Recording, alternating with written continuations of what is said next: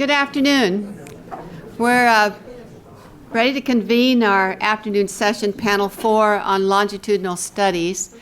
Longitudinal, the full lifetime of an astronaut, requiring the knowledge and expertise of the crew member, the flight surgeons, the medical practitioners to understand not only the impacts of life support and microgravity in extreme environments in space in the here and now while you're in the mission, but also whatever might be happening in the future, and not only what you think you know, but what you don't know and what we're trying to learn.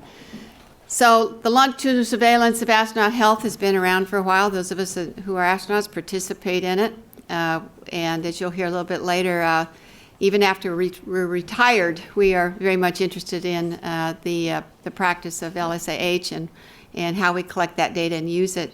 And so this panel will look at different aspects of that, and to help us moderate that, I'd like to introduce actually the flight surgeon. I think it was his first time as a flight surgeon, right?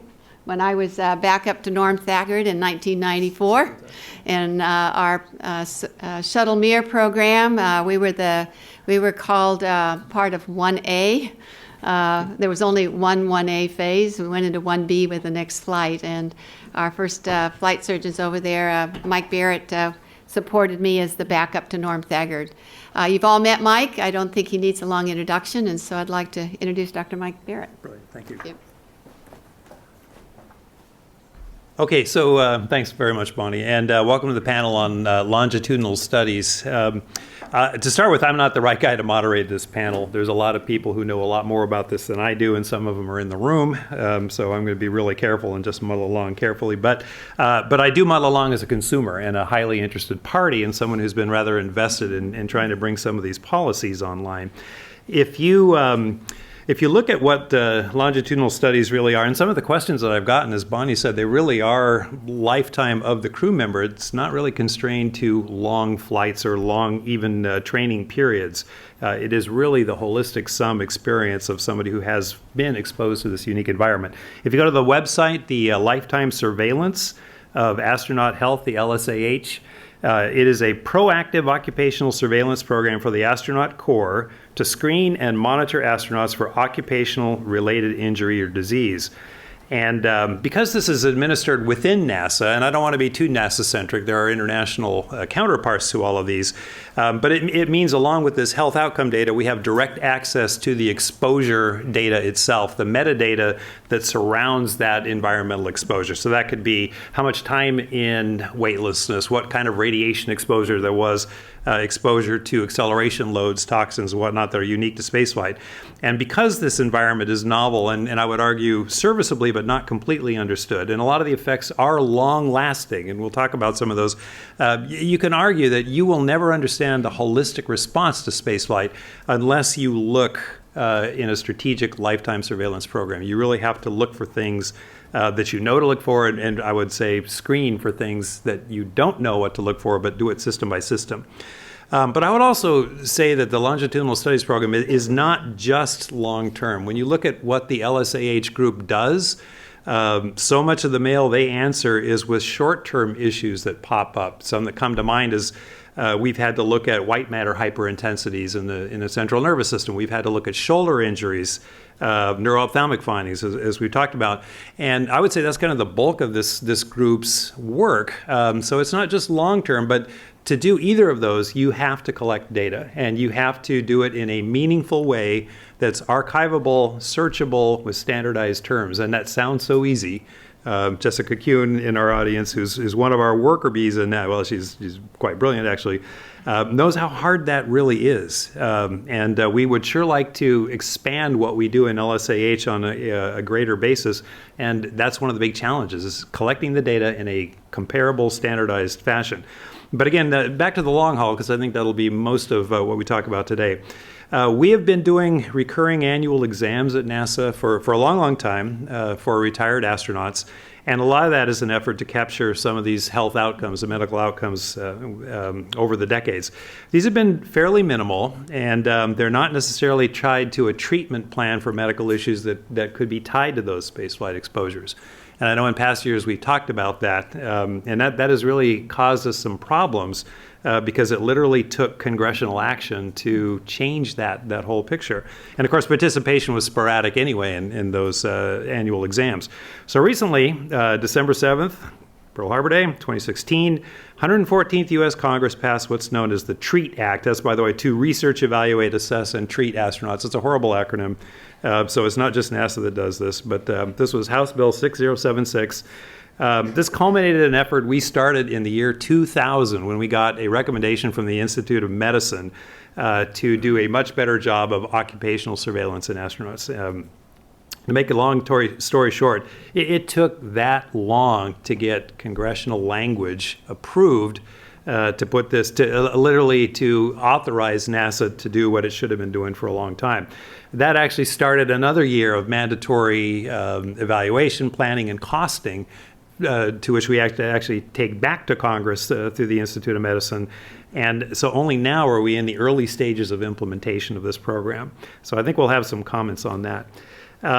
Finally, a little bit peripheral, we use snapshot data from LSAH and actually heritage programs, heritage even back in Dr. Carpentier's day, to help us understand old risks and inform new risks. And some of what Dr. Carpentier has observed during the Apollo era is very important to us because, well, we're going back to the moon again.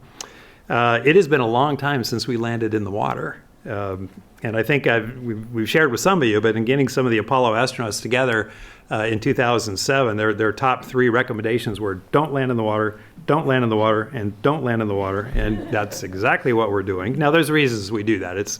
Landing systems are heavy. But boy, we have never dropped such highly deconditioned people in the water before. So this is a new darn thing. And so we want to make use the best we can of what data there are out there in the Apollo program, particularly the Skylab program, to look at incidents of motion sickness and post-landing, post-splash functionability and whatnot. I had a fabulous lunch with Dr. Joe Kerwin about a month ago, learned things I never knew. And so hopefully we'll get all that stuff written down. So really that brings into sharp focus the absolute need, the critical requirement, I would say, to collect and archive this data and make it accessible over a long time period. And again, at some point, we really need to internationalize this process so that we have a bigger subject pool and that we have access by one group who shouldn't have to relearn a lesson or reinvent a wheel that's already been over. So I would like to go over to the panel now, and we're going to be very economical. Everyone's going to introduce themselves. And you get your 5 to 6 minute mini TED Talk, as we talked about in rehearsal. And then we will have some devil's advocate questions, either from the audience or the evil overlord moderator. So, Dr. Carpentier. Okay, my name is Bill Carpentier, and I was an operational flight surgeon during the Gemini and the Apollo programs. Now, all of my experience and all of my data is on short-term spaceflight, so I have a limited contribution to longitudinal studies. But it was pointed out in a paper, a report from ESA, that we have been collecting medical data on astronauts for over half a century, and this data has never been put together. And some of the data now is very difficult to even find. And my current project is that I'm trying to start to remedy this problem. And so I have started with the first Mercury flight, Alan Shepard's flight, and I'm going flight by flight by flight and documenting every single medical test that was done. And I have now completed Mercury, Gemini, and Apollo, and I have permission to add Skylab, so I have still a lot of work to do. But I'm developing, I hope, hopefully, a comprehensive medical database on the first 2 decades of manned spaceflight so that it will not be lost to history. And I'm hoping to be able to publish this data along with a preliminary integrated analysis within the next year. Now, just to sum up very quickly some of the important findings, there were very constant, common post-flight findings from the first Mercury flight to the last Apollo flight, even to the last Skylab flight. And these included weight loss, increased heart rate, both resting supine and during orthostatic testing, whether it was standing, tilt table test, lower body negative pressure. And this went along with increased heart rate, went along with a decreased pulse pressure. Multiple crew members also had a measured decrease in exercise capacity and a decrease in blood volume. Now, however, all of these findings varied considerably from crewman to crewman, and in the same crewman from flight and program to program. And some of the data has been published, but what has not been published is how much of this data is interrelated. But it appears to me that the average weight loss per day is highly correlated with the caloric intake per day, along with the fluid and electrolytes. And both of these factors are correlated with the average rate of plasma loss per day and the increase in heart rate and decrease in blood pressure during orthostatic tolerance testing. And the orthostatic tolerance tests changes are correlated with the changes in exercise capacity. And both of these tests are highly correlated with the pre-flight measurements. So with my preliminary analysis suggests that in the first 2 decades of flight, that 85 to 90% of all of the changes in the cardiovascular system are predictable and I believe are preventable. And I've been able to look at the data from some shuttle data from SLS-1, SLS-2, D2, and Neurolab, and it follows the same pattern. So I'm hoping I can get all of these studies documented and published. Thanks. Okay. Eat more, move more, right? So really quick, to what efforts did you have to go to collect all this medical monitoring? It's taken me a long time, because just being able to contact each astronaut to get the permission, because right. I wasn't allowed to do it for a long time, but I finally was able to do it. So I now have permission from the whole first 2 decades right. to publish their data, and every astronaut will be given a number, not a name, but it will all be there for analysis by smarter people than I am, better statisticians than I am, to look at this data and see if I'm right. Okay, appreciate your diligence. Dr. Dunbar. So I'm actually going to follow up on some remarks that I had the opportunity to give last year on behalf of the Association of Space Explorers, which is the only professional international organization for flyers. On paper, we have about 400, of which maybe 150 internationally are active. That includes cosmonauts, Europeans, JAXA astronauts, Canadians. And the only qualification is 1 orbit around the Earth. We meet once a year, and for the last 2 years, I've been president of the Association of Space Explorers. And starting in Toulouse, France in 2017, and then continuing in Minsk, Belarus in 2018, we developed a statement that said that we felt in the interest of understanding the effects of long-term space flight and also mitigating the risks for future flyers, not to scare anyone, but to understand that we collectively as an international body would very much support efforts by the community, because we couldn't do this on our own, to combine the data of retired astronauts and cosmonauts through to death, including autopsy data, to better understand the long-term effects of spaceflight on the human body, and that by combining it, we would also increase the population size. Well, it took us 2 years to put the statement out. It was a consensus vote in Belarus and was published in both Russian and English and is posted on the ASE website. We did this because there were perceptions among the community that the astronauts and cosmonauts didn't want to do this. And of course, it's totally voluntary. But we felt it was important to put the statement out that said that any reluctance to do it was not on our part, that we felt this was important, particularly as retired astronauts on a voluntary basis to share that data. In those discussions, we also discovered that in some cases, because we're talking about 38 nations involved in spaceflight, that every nation itself has its own rules on sharing data, even as an individual private citizen and going across borders, and particularly now with the new internet rules. And so we were very interested in sharing this with the community to see what the community would do. I'm prefacing this because the community has done something, and I'm going to wait till my colleague, Dr. Bloomfield, talks about what they've done.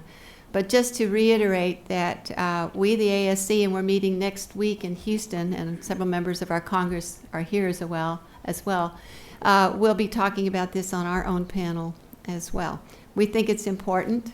We think it's the only way that we'll come to better insight into the effects of long-duration space flight, understanding all the individual variability.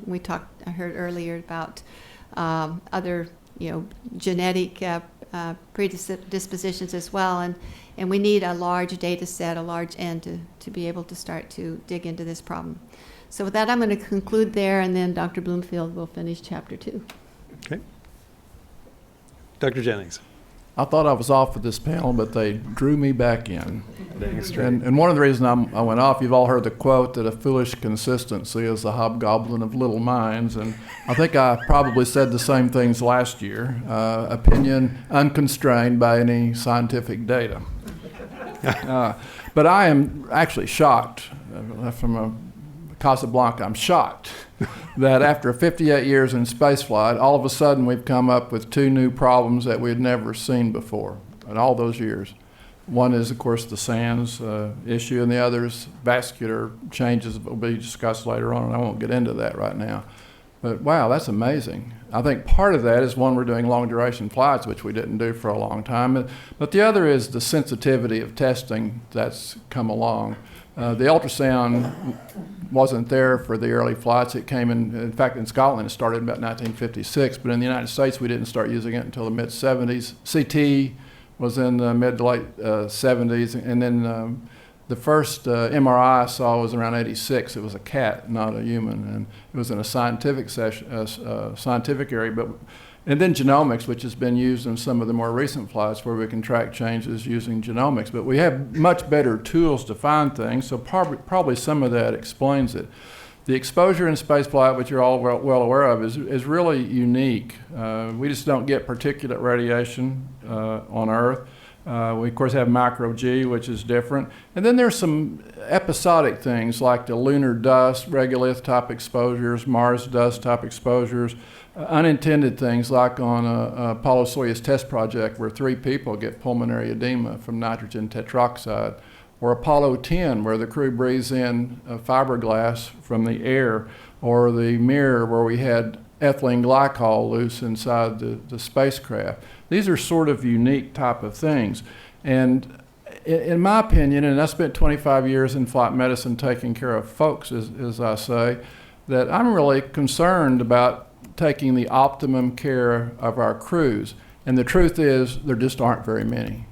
Let me give you an example. The U.S. Veterans Administration system takes care of 18 million veterans, and 9 million of them have annual visits to the VA system. We had 500 or so career astronauts due to deaths. There are probably not more than 400 of those. Of those 400, a large number will qualify for Medicare. To take care of those people from the time they get the call from the Flight Crew Operations Directorate that says, do you still want this job in Houston in the space program, until they die and maybe 10 days after they die, I think we should be taking care of them and learn what we can from these very few individuals that are doing such an important job that might make a difference on what we do on the way to Mars. I'm excited, and I'm sure that Ronnie's going to talk about the TREAT program, but I actually think the TREAT program doesn't go near far enough. For example, one of the things, it's an occupational program, and NASA will tell people what the occupational exposures were and what diseases to look for. What would we, if the TREAT program had started 10 years ago, would we have even told the people to even look for something like intracranial pressure changes, flattening of the globe, of the eyes, all these things that are associated with that? We wouldn't. So the trouble is we don't know what we don't know. And so to just single out the occupational exposures for follow-up eliminates all the other things that might be going undetected. So I think it's important that we look at the whole person, that we provide the medical care. They're a drop in the bucket financially compared to the Veterans Administration, and I think we ought to do that. The other thing is, I think that we don't know the true incidence of disease in crew members until we do autopsies. It is true that we have better testing, but there'll be occult disease that's just not noticed. And to give you an example, on Apollo 10, John Young got exposed to fiberglass. The same John Young who on Apollo 16 got exposed to lunar dust. Wouldn't it have been nice if we're so worried and we carry lunar dust down here as some red or orange area of concern, wouldn't it have been really nice to have taken a little peek at John Young's lungs after he died? That'd be nice. What about Tom Stafford? Tom's still living, but Tom got nitrogen, we'll have to wait for his autopsy, but Tom Stafford got exposed to nitrogen tetroxide on Apollo-Soyuz test project. Then he also got exposed to fiberglass. If we're really worried about what happens to people in zero gravity when they get exposed to things, what a great opportunity to find out what it looks like now. So I think that's a very important part of it.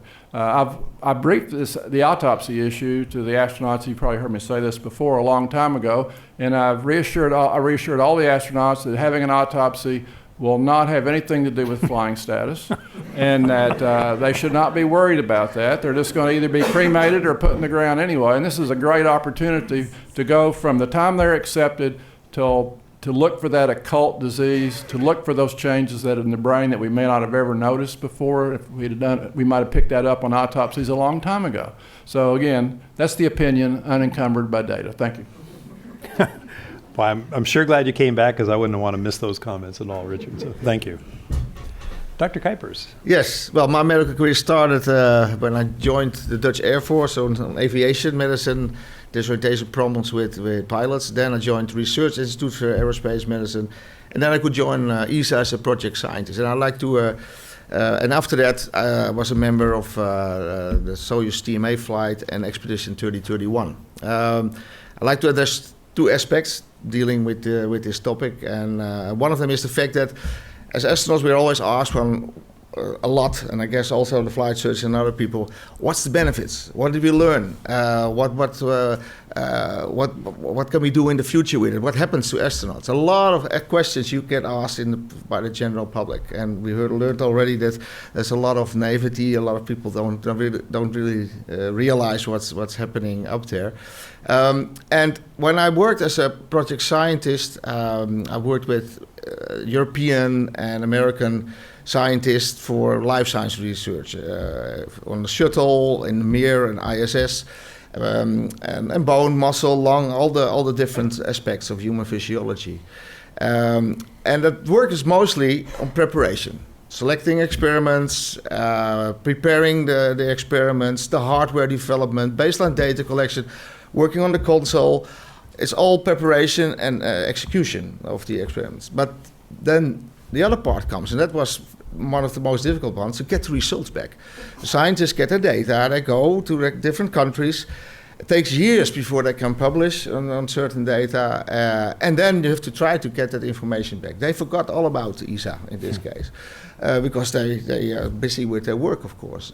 So some very hard to reach, some are not reluctant to put in effort and time to get this data to back to the agencies, for example. Some never responded, actually. So that's one part, to get the data back, important. But then also on the agency part, there's a lot of departments that are busy with the next experiment and the next hardware. And they don't provide the astronauts or crew surgeons or other people, public relations people, with a lot of data.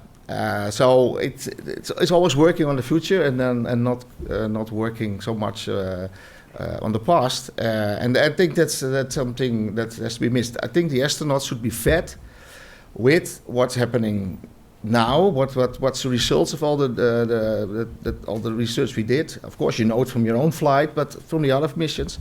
So they should be fed with that information so we can spread it out. And not piles of literature, of course. You don't have the time to read all that. But in bullet-wise, on a regular basis, okay, this and this and this we did, that and that flight, and this comes out, and here are some benefits or spin-offs of that.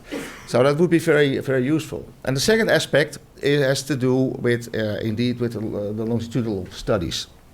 When I always thought, also as a project scientist working for ESA, I thought, well, the astronauts will be followed, like you said, for their whole lives, and everything will be checked, and it will be internationally coordinated. I was totally surprised that after my flight, I got one DEXA scan. I lost 3 to 8% bone mass, and I was looking forward to the next scan to see. It never came. So I asked for it. Where's the next scan? Don't you follow this up? No, we don't follow this up. And I thought it was a missed chance. I think the yearly medicals we have should not be just a health check, which is very nice. I appreciate it. I gladly go there. But I think it should be a dedicated and coordinated moment for research, like we heard before. I think it's a missed opportunity if we have all these astronauts. Okay, some might not be willing, but most are most willing to give this data to see what happens in the on the long run. Yeah. Okay. Thank you. Great comments. One clarification in that what you said was perfect. We do have a separate entity called our Life Sciences Data Archive, which tries to take the non-health surveillance data, which is very attributable to the individual, but the science data accumulated on each study, and archive that as well. I would say that system doesn't work nearly as well as LSAH does, my humble opinion. But I believe both are true. You need to track both bodies of information, and there needs to be literacy across those as well. So great comments. Dr. Shah. These are tough acts to follow. Wow. I wish I had the liberty of Dr. Jennings' humor in some of the meetings I go to. But my name is Rohan Shah. I'm the current chief of flight medicine and the medical director of the clinic at NASA Johnson Space Center. I'll open by saying, the eyes cannot see what the mind doesn't know. And that is my plug-in for the research program for the existence of LSAH, because it's very difficult to justify spending money on things that don't have an immediate return on investment. And as Dr. Jennings said, after 50 plus years of spaceflight, we're still discovering things. So that is my tip of the hat to the research team in the room for enabling what we do. The TREAT Act is definitely a hot topic. It was more than a decade's worth of effort by many members of our team, members of Congress, et cetera. And it does provide NASA the authority to monitor our astronauts for both medical and behavioral conditions, so we can monitor them, diagnose, and treat if we find that it's potentially associated with spaceflight. The one thing that the TREAT Act did, and I'll step back a moment, I, as a clinician, always wish to do the absolute best and most that I can for our crew. But as mentioned, when these annual visits come around, we are not your primary care providers. We are there for surveillance purposes. But we still do our best to capture the best information, give the best medical guidance we can, coordinate with their primary care providers to make them feel that there is a sense of not just surveillance, but really caring for you and taking care of you. When it comes to the TREAT Act, there's often some confusion, and to clarify, it is not a healthcare program. It is not a healthcare for life. It's not the civilian equivalent of a military TRICARE. But one of the things the TREAT Act did was put a big spotlight on our existing workers' compensation process, and that is not something unique to NASA. That is something that is almost omnipresent at every major institution or company across America. And one of the things that we noticed was a perceived underutilization of it. And without going into why, and I don't like to focus too much on the past end, is to say, what can we do about this? Because it is part of the backbone of the TREAT Act. And we realized that there was a decreased awareness amongst our patients as well as our providers. So we looked into it quite a bit more, and we became well acquainted with the Department of Labor. Turns out we realized that all of our claims were going to local offices for the Department of Labor, but they do have a special claims unit that handles very unique cases. So a small team of us from our Crew Health and Safety Office, our OC Health Office, myself from the clinic, we went out there. And we spent a full day face-to-face with these claims examiners, and we educated them on the risks and hazards of spaceflight. We educated them on what the training regimen is for an astronaut, high-pressure, low-pressure environments, what have you. The basics of things on ISS that we perhaps take for granted, that we perhaps should not take for granted as a knowledge base. But by doing so, we build a stronger backbone and relationship with them. And while the Code of Federal Regulations that will govern a lot of the infrastructure or architecture of TREAT will be released, I believe, in 2020, in the interim, one of the things we have done under the auspices of TREAT is hire a psychologist, Dr. Carmen Polito. I don't know if she's here today, but this was something done earlier this year. And we recognize that through the course of our surveillance, we've done a great job looking at cardiac function, renal function, liver function, et cetera. And we have an incredible, a very robust mental health program for when you are an active astronaut. But we noticed that mental health was not something that we were surveilling as well as we could when our crew members were returning. So with that in mind, we hired a TREAT psychologist, and over the next year, we'll be rolling out that as an additive component of the occupational surveillance that we do for our crew. So I'm hoping that in the months to come, I will have more information, more exciting news to talk about with regards to TREAT. All right, thanks, Dr. Shah. Just one interjection. The TREAT Act language actually forbids NASA from treating diseases that are not associated with spaceflight. So it is not healthcare for life. We tried that tact at one time, it didn't work. Now that does beg a question: is where's the line? What is attributable to spaceflight risk or not? So with that, Dr. Auñón-Chancellor. Great lead-in. So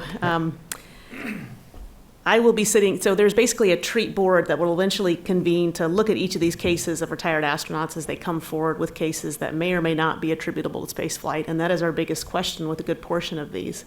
You're looking at short-term flyers, long-term flyers. Who's to say where the line is for osteoporosis? Who's to say where the line is for maybe a common condition in men, prostate cancer? This is not exactly, these cases will definitely not be black and white. What it's going to force us to do is gather all the evidence for a lot of these conditions and put them in a summarized format as to what our current state of the knowledge is about, is spaceflight a risk and how much of a risk for things like osteoporosis based on length or something like prostate cancer. And that may sound easy, but that is a big undertaking. You need a lot of people to do that, which we just don't have. So we're trying to decide how to best go about that right now as some of these first cases are actually being submitted. And so the challenge that follows that too is as new evidence and new literature comes to light, you have to have this almost adaptable revolving database of conditions that may or may not be attributable to spaceflight or may or may not be worsened by spaceflight or training. That's the other component that you have to think about is we have a lot of musculoskeletal injuries in the office, including yours truly. A lot of that's attributable to training, not necessarily to the flight itself. So we also look after that. The only other point I'll make is completely off of TREAT, but it is one of the bullets that you had in your timetable, and that's uncertainties in the projection of risks of late effects from space radiation. And this is more just a plug for the panel that's going to be held tomorrow, more to whet your appetite. Space radiation obviously is one of our biggest risks, one of our biggest gaps, certainly when we head back to the moon and on towards Mars. It is a huge unknown. From the crew office, people like myself and Dr. Barrett are tasked to try and understand this risk as best as possible. And it's one of the most difficult ones to understand. Even the folks who know it really well, the physicists, the nuclear physicists in the room, it is difficult to explain that risk, even to the upper tiers of NASA. And so I think a lot of folks on the outside believe we learned everything we need to know about space radiation, or we all understand it really well, and that's just not the case. It is a very difficult topic. On top of that, you see a lot of articles that do come out in the literature which talk about Apollo astronauts and cardiovascular mortality from ionizing radiation or incidence of cognitive defects, Alzheimer's. So I will get phone calls from other astronauts in the crew office saying, is this true? What do you think about this body of evidence? And what I tell them is, trying to emulate radiation research on the ground with the current ground-based studies that we have is really difficult. We really can't zap humans. That's just not ethical. And so we zap what we can with radiation, being, mice and other animals. But then you try and translate those into the clinical effect in the human, and that is tremendously difficult to do. So again, it's one of our biggest risks. The last thing I'll say about it is with NASA's current risk posture, we are, of course, conservative for good reason. Certainly especially in the gender field, women are at more risk from developing cancer from ground-based ionizing radiation. We have not seen any increased incidence of cancer borne out with GCR yet. Is that because we don't have enough body of evidence? We haven't had enough people fly long enough. But questions are coming up as we begin to fly longer and longer missions, who is available to fly into the office. And by the way, we apply our standards right now. If you look at the number of women who can fly longer than 365 days, it is not very many. So NASA's mission is to fly a diverse corps on all types of missions. And so I think our biggest challenge coming up, certainly in the next 2 to 5 years, is figuring out how to better that research, better apply operational limits to make sure that we adhere to that mission.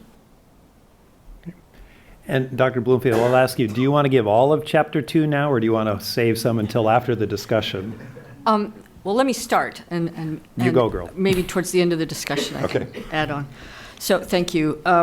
I'm Dr. Sue Bloomfield. I'm a professor in kinesiology at Texas A&M. I'm an integrative physiologist by training. I've spent most of my research career working on the issue of bone health, preventing bone loss with long-duration spaceflight.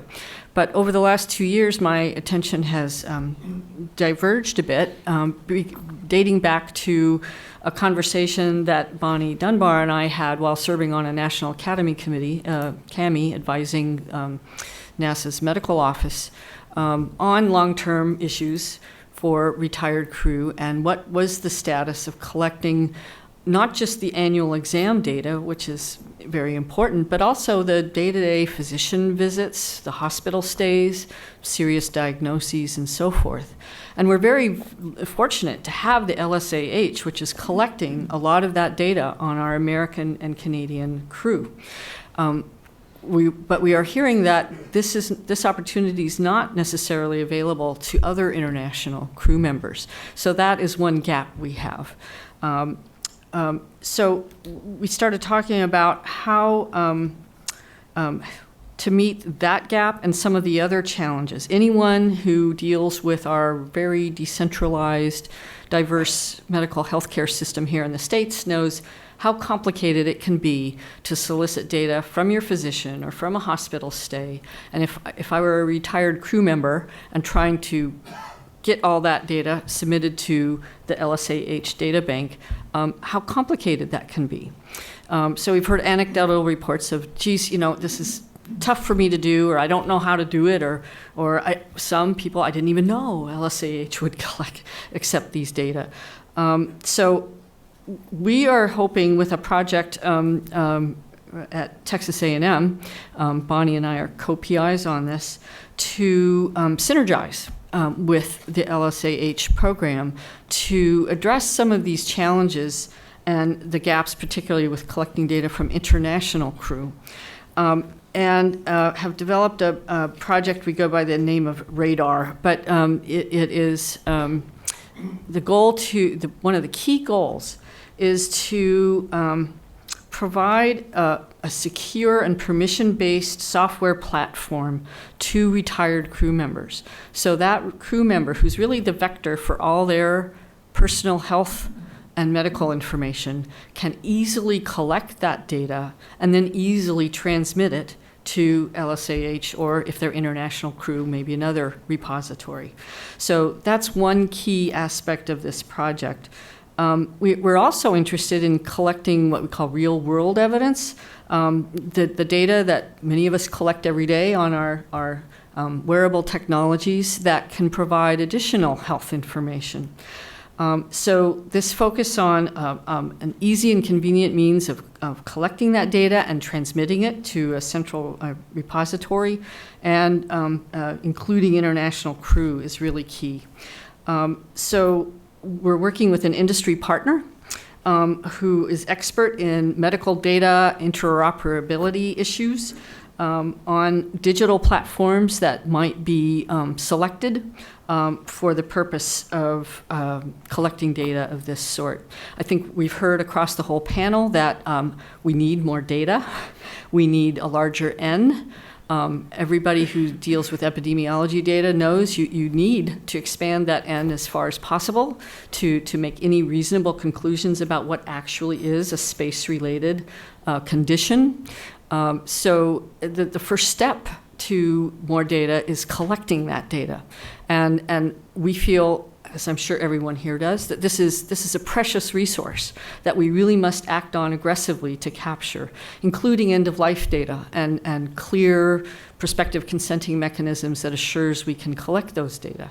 So I'll stop there. I know we're going to have some questions, but I do have a follow-up before we adjourn the panel. Okay, before we open it up, then I will throw out the first devil's advocate question that was on my list.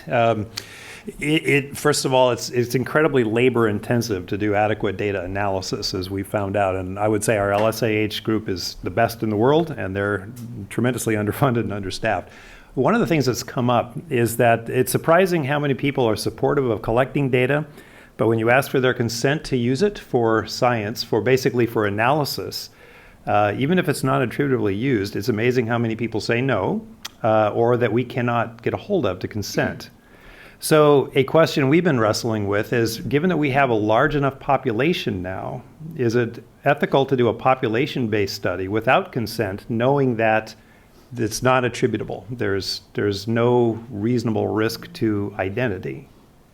And we're wrestling with one particular study now with that particular question in mind. Do we need that consent?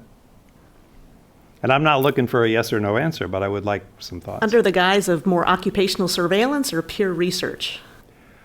Well, that can be discretionary, but I would say occupational surveillance. But realizing that, as Richard said, you don't know what you don't know, it's very easy to use that data to look at a problem that has surfaced. It's given you a sentinel event, some of which we'll talk about, white matter hyperintensities being one of those. It's another thing to just data mine. Right. I would like to point out that 15 years ago, the then termed Institute of Medicine published a report, Safe Passage, that advocated for something very similar to that occupational surveillance, in order to justify or to assure a safe working environment for future astronauts, requires a more global collection of health and medical data on current and retired crew in order to reach that goal. So the mechanics of getting to that. Well, and that was the event I referred to in the year 2000 that was heavily influenced by the astronaut medical group at the time, and we had the IOM's buy-off to go get that occupational surveillance, and it took this long. Dr. Dunbar. Yeah, so one aspect of this, what we have is what we call a phase 1 research grant from Trish.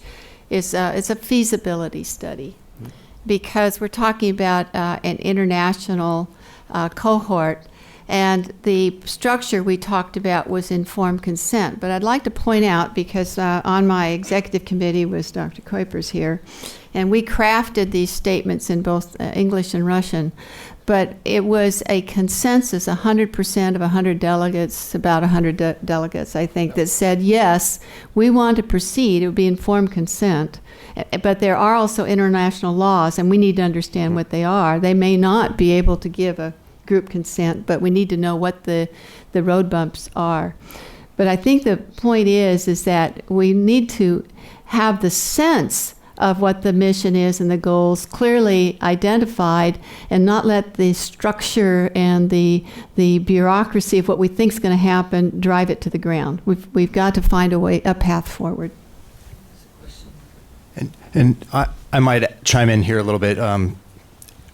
In 2017, the WHO published guidelines for ethical issues in public health surveillance that I think would specifically address the point about collecting data under the types of circumstances you described in the absence of consent. And the guidelines specifically lay out what conditions would need to be present to justify the ethical collection of that sort of data without consent. Fortunately, in this context, we have very strong public engagement of this population, showing strong support for this type of work. But. Right. And so I would say we've actually looked at those WHO guidelines. The problem is there's clear sentinel events that are recognizable to that community that would trigger you. In our case, we're still defining those sentinel events. And so we still have the problem to wrestle with, and it's on a study-by-study basis. But it is a great comment. Who's got the mic over here? You. And I can't hear you at all. Right after Jeff, we'll make sure we're good. Okay, go ahead. All right, so my question is actually derived from some of the comments that Dr. Jennings made, which is that we're seeing these new medical issues coming up, and you suggested that we were identifying them both due to duration as well as our ability to measure. And both of those will be significantly different when we think about a mission to Mars. And I know that it's sort of one of the primary objectives of doing medical device design and projecting forward, but how can we collect the kind of data that we need to truly understand the medical impacts on those individuals under those kind of conflicting constraints?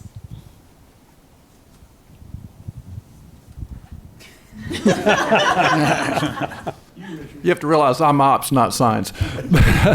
It'll be a science program where they'll have we'll fly whatever state-of-the-art equipment is. The science people will decide what, and along with the ops people, decide what they want to measure, and that's what will happen. That's why they have the human research program at JSC. It'll be those people that look at what measures they want, and they'll collect them over those 3 years or whatever of the mission.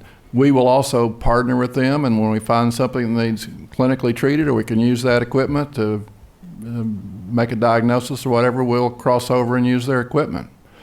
Someone else has a better answer.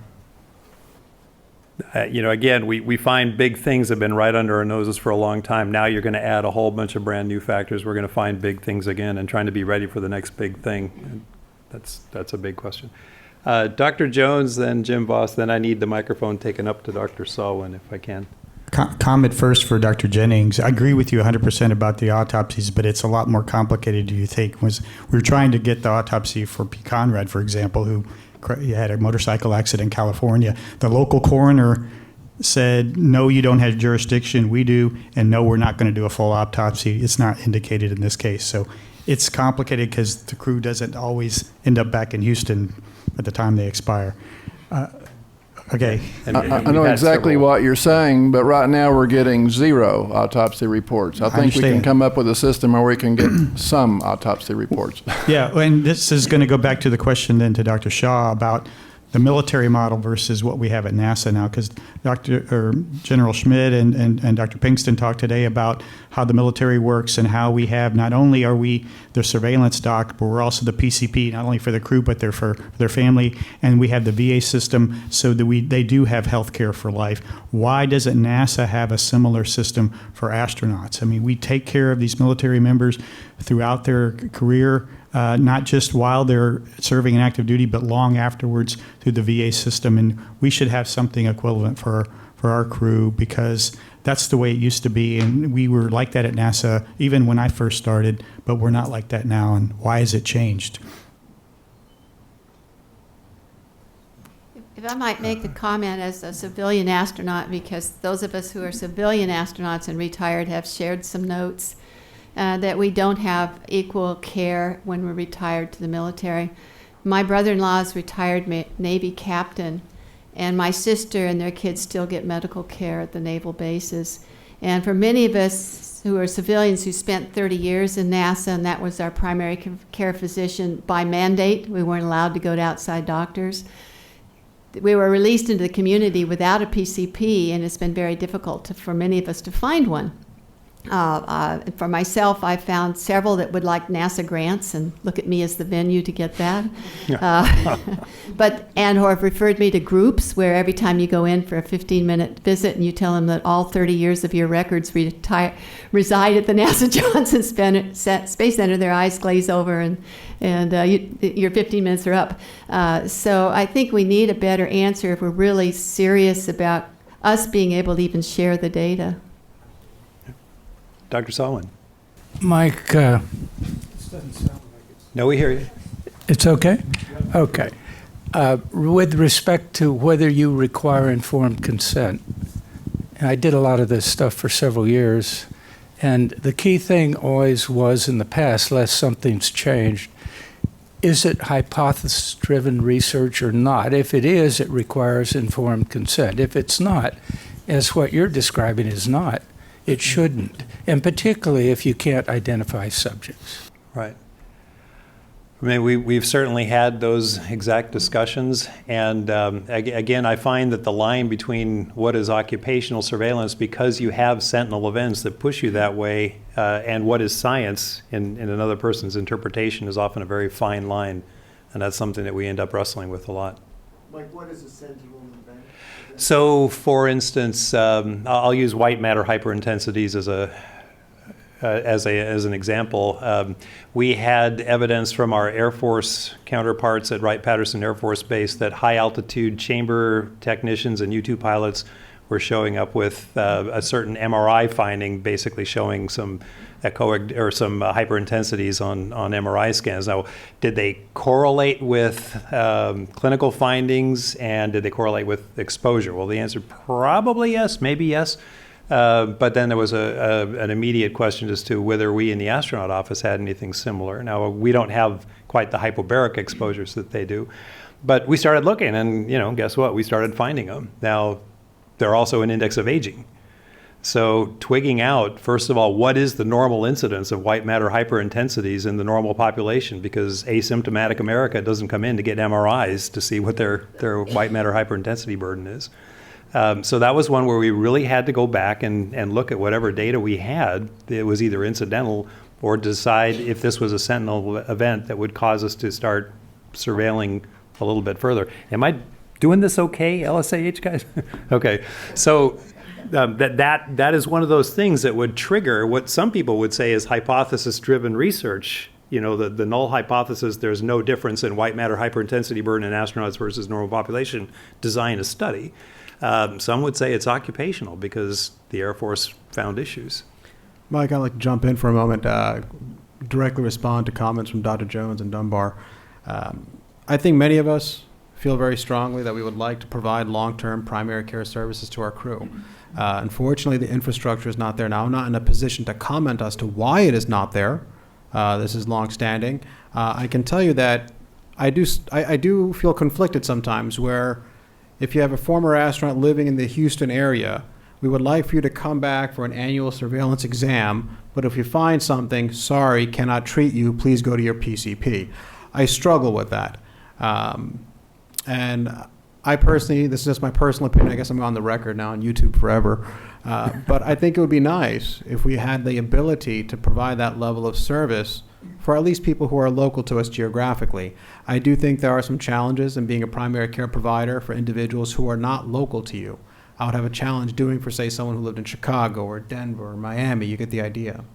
When it comes to one of the things that was surprising for me when I took over as chief of flight medicine amongst our formers was there's a perceived, at least at my end, a high number of individuals who did not have a primary care provider. Now, before NASA, I was in private practice, and I feel very strongly about it, and that admittedly is my bias, but I feel very strongly that every individual who has health coverage should have a primary provider.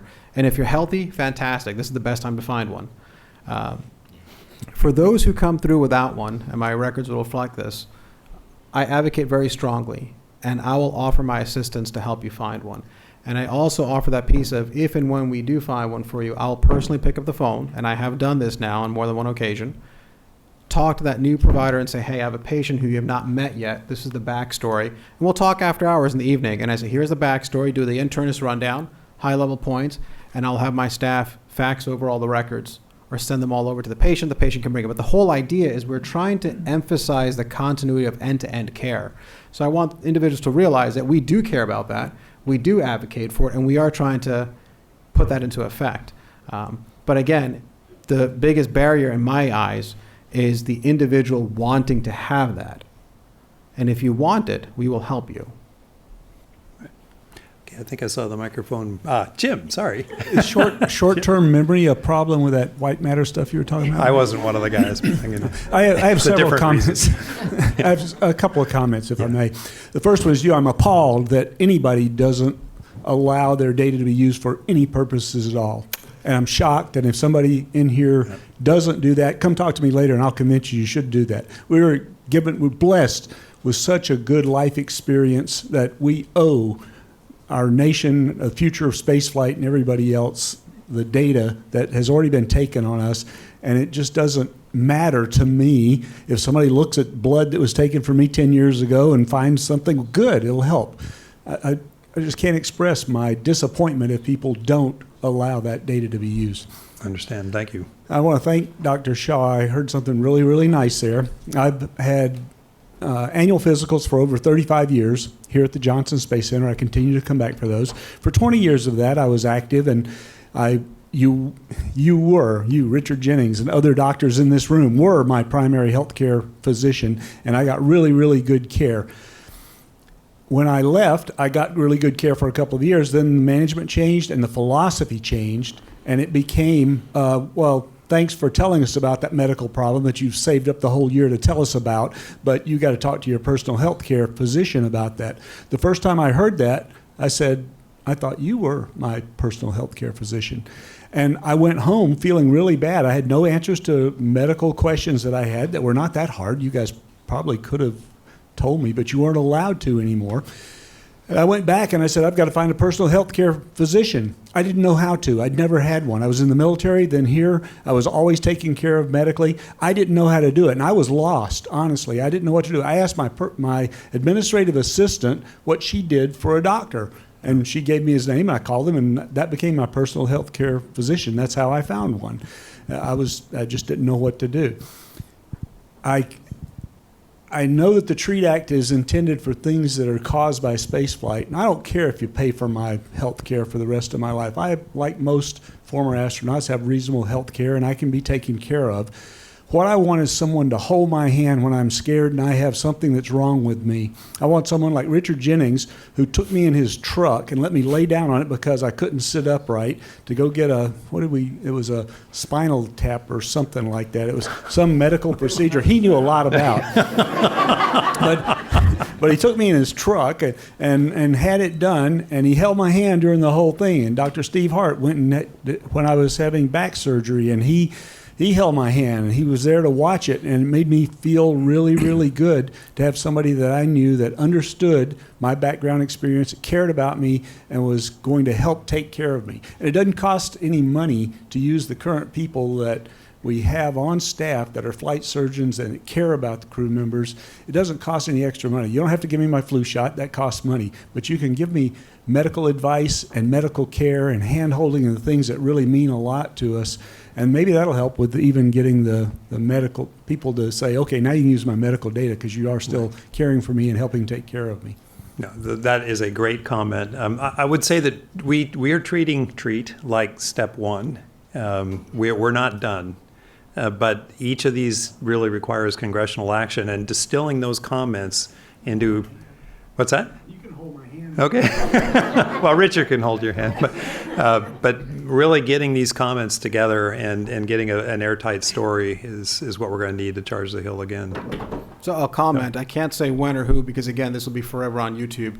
But I guess it was the back of your truck. I had someone in my Subaru laying flat, take him to the hospital as well, because we couldn't take him locally. So the passion, the care for things like that exists. You put rules and regulations exist for a reason, but patient care is of the utmost concern. And if you're doing something in the interest of patient care, I do not feel you can go wrong. And it is better today than it was 5 years ago. It really is. Okay. I know there's where's the microphone, by the way? Okay.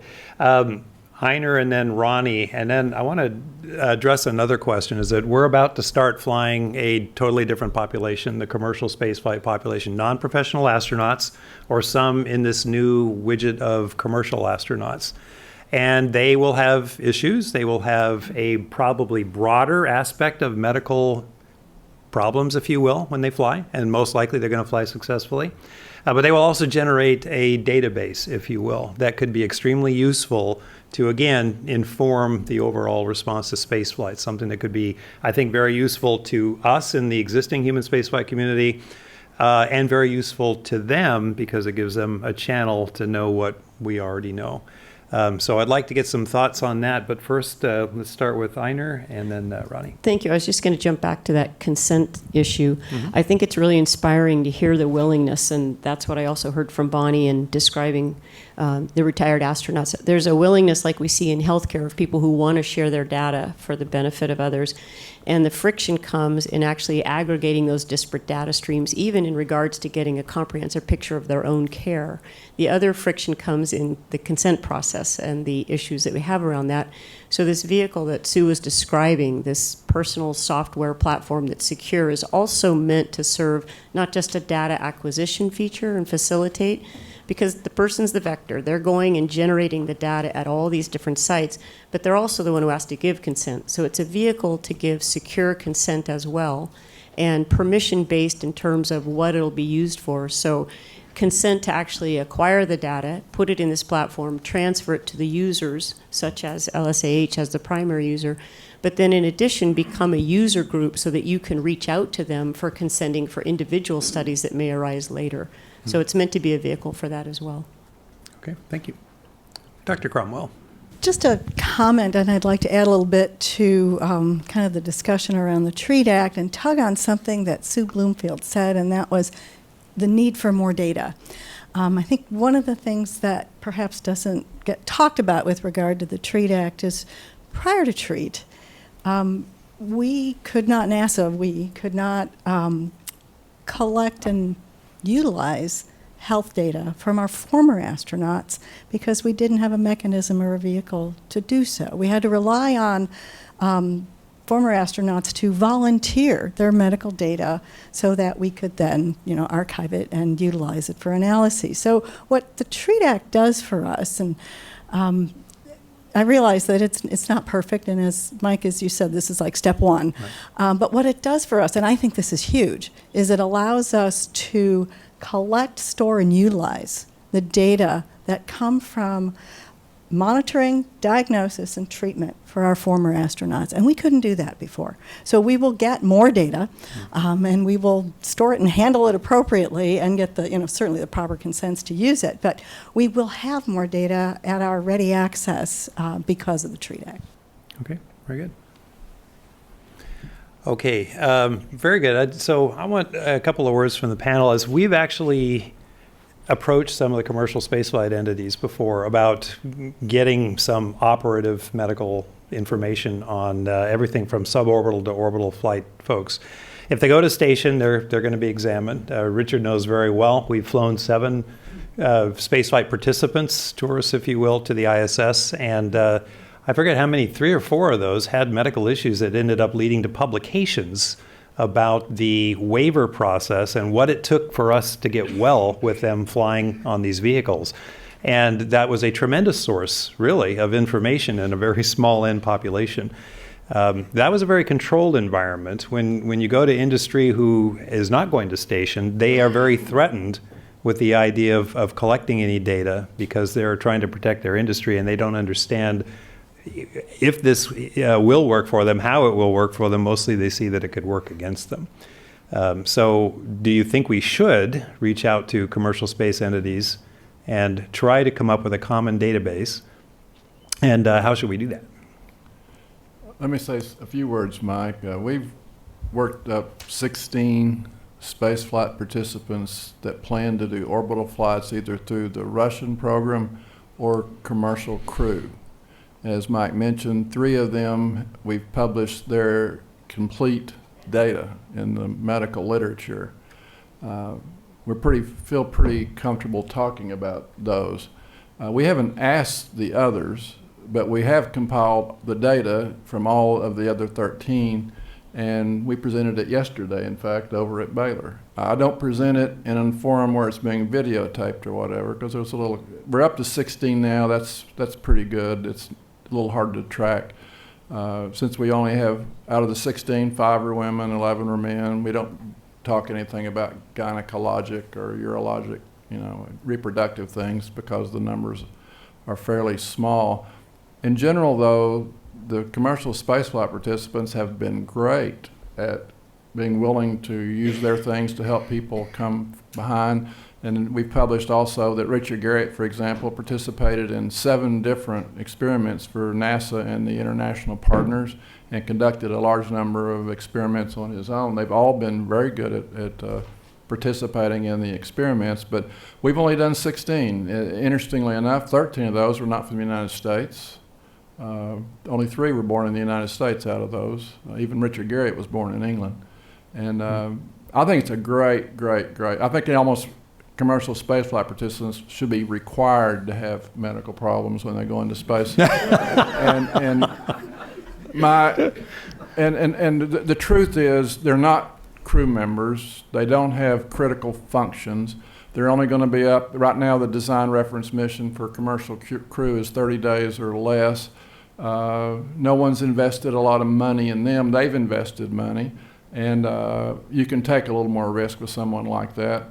But it's a chance to learn how to treat medical conditions in space. It's a chance to learn how to do all the things it takes to take care of an insulin-treated diabetic in space, for example, and we think we can do that very well. My biggest concern with all of these folks has absolutely, positively nothing to do with the coronary artery disease that we've seen before, or the insulin-treated diabetes, or the kidney stones, or the alpha-1 antitrypsin deficiency with previous pneumothorax, all these kind of things that you see. I have very little concern about those, actually. I think we can mitigate that risk, move them from the red or the orange up into the yellow and the green. Biggest concern is psych. I think what the Russians do for that is great. They make them eat a lot of salt together for 6 months or so. They put them in stressful situations like an altitude chamber with a mask and take them to 10,000 meters, and also hypoxic at 5,000 meters. They put them in a vacuum chamber. Then they make them, anybody can be on their best behavior for 2 weeks, but make it 6 months. Making sure this person who's never been told no in the last 30 years that they will respond to a no from a commander when he says, no, you're not doing that. And so the medical things to me are opportunities, not problems. The psych deal, I'm a lot more cautious about. So let me just follow up on that. You've got an N of 16. How can we curate that information in a common place that people will feel secure about it and it will still be accessible to a potential user community? Well, the one aspect of it is only 5 of that group flew. Right. So, and again, we had no problems, but that doesn't mean you made the right call to fly right. them. But the others never flew, so it's a little hard to know Fair what enough. to do with them. Right. But the ones that flew, most of them will give all their information out. Okay. And I flew. 3 of them, we published everything there was about them. Right. I flew with 2 of those guys. Yeah. Dr. Bloomfield. I would submit that if our goal is to understand the long-term impact of exposure to the space environment, we don't care if that human is a NASA astronaut, a cosmonaut from Timbuktu, or a commercial flyer. It's still valid information, particularly if we can track them long term. And I think LSAH already has mechanisms to secure the data, for consent, to de-identify the data. So I have a really hard time understanding why we would not want to collect those data. Well, again, we want to. There's perceived threat from industry. They feel a threat, or Some do, yeah, absolutely. Because they're not confident how the data are going to be used, or is it something that will reflect that negatively? needs to be something that needs to be specified. Yes, it does. Yeah. But clearly, LSAH releases data only to qualified researchers who have been Right. screened, usually funded, right? Right, by and an we agency, know them well and are peer-reviewed. confident in them. Yeah. There's pretty stringent controls in place. So I think we just need to better publicize those. But that's assuming that LSAH should be the repository for all things commercial. So maybe You guys we ready have for a that? parallel repository. Yeah. Well, and this is my question. I don't know the answer to this, Yeah. but this is coming. We're going to have these experiences, and we'd like to be ready somehow. Any other questions from? Okay, we are right about at the stop sign. So, Dr. I do have Bloomfield, one. we will give it to you. So I need to make a pitch here today because we're asking for your help and input. Bonnie has referenced this one-year feasibility project that has been generously funded by Trish.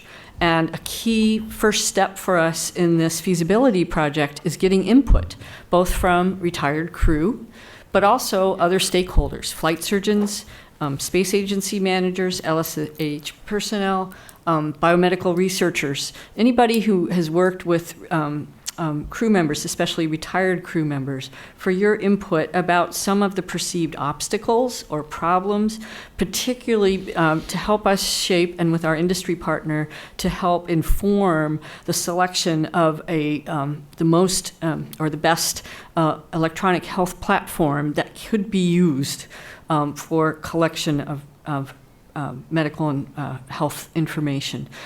So we are asking today, in fact, we'll have several personnel posted just outside the door. Two of those have already exited, but Bonnie and I, and also John Charles is a consultant on our team. You can always find him, tallest guy in the room. So these will be handing out packets. If you're a retired crew member, that we have a specific survey for you. Stakeholders is kind of roughly defined as everyone else. If you have any questions about whether this pertains to you, just come talk to one of us. But we want to be as inclusive as possible and get your input on this to help inform us moving forward. This is again, a feasibility project to identify some key obstacles and goals to achieving this, the endpoint goal of an easy and convenient method of collecting data, particularly from international crew. One of our team members, Kason Schmidt, who I think is going to be outside the door handing this out, is a medical privacy law expert in our School of Public Health. But we realize there's probably factors out there we are not aware of yet. So your input would be highly valuable. If you can pick up a survey, and we think it'll take 10 minutes or less to fill out, you can return it to any one of us here during the meeting. You'll also find in the packet an envelope. If you get home and find this survey still in your suitcase, you can just email or send it to me directly, okay? So, all right, thanks very much. You. Remember everything she said. We actually are a little bit early, and Brigadier General Joe has a question. So yeah, just a quick question, because we're looking at the same thing with Major. no worries. The MHS Genesis and the VA are trying to link up with this database. Are you looking more for a database? Are you looking for an information exchange? Would you be putting more emphasis on an information exchange rather than one common database? Are you referring to this survey we're collecting today? Correct. Your effort to bring all the data together. It sounds like you maybe should work more on an information exchange system rather than... Yes, that is the end goal, is better information exchange. Think of this as phase one. It's a year-long feasibility study, and it'll inform phase two. And then we'll talk about that. Great. Okay, going once? You only get one. So we'll convene back here at 3:15. So we'll give you back about 5 minutes.